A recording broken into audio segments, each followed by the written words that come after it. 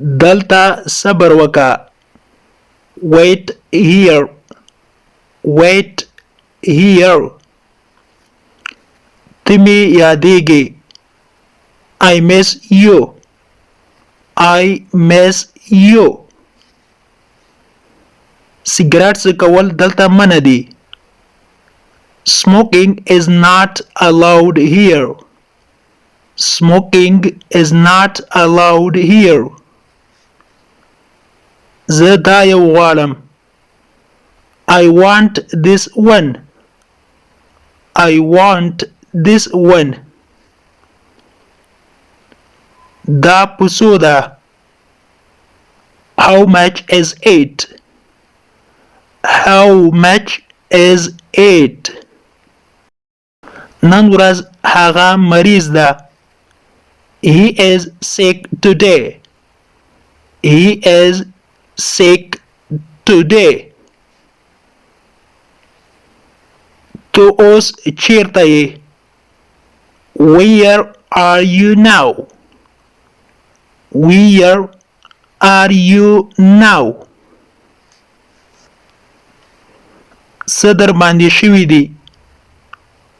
What's wrong? What's wrong? What's wrong? خپل بوټان دې وباسه. Take up your shoes. Take up your shoes. دا یو ډېر لوی غم ده. It is a big grief. It is a big grief. Grief وای غم ته. هغه مه خبروه. Don't inform him. Don't inform him. هغه ډیر بد اخلاقه ده. He is very stupid. He is very stupid. Stupid وای بد اخلاقه. جامې دې واغونځه. Put on your clothes. Put on your clothes. Put on your clothes. موټر ته وخیږه یا موټر ته پورته شه. Get on the car.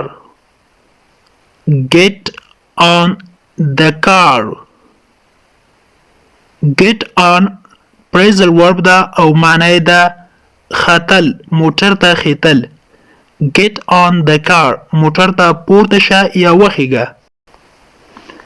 آیا ته ټوخیږې؟ Do you have cap? Do you have cap? د کپ معنی ده ټوخی. ستا کور چیرته دی؟ Where is your house? Where is your house?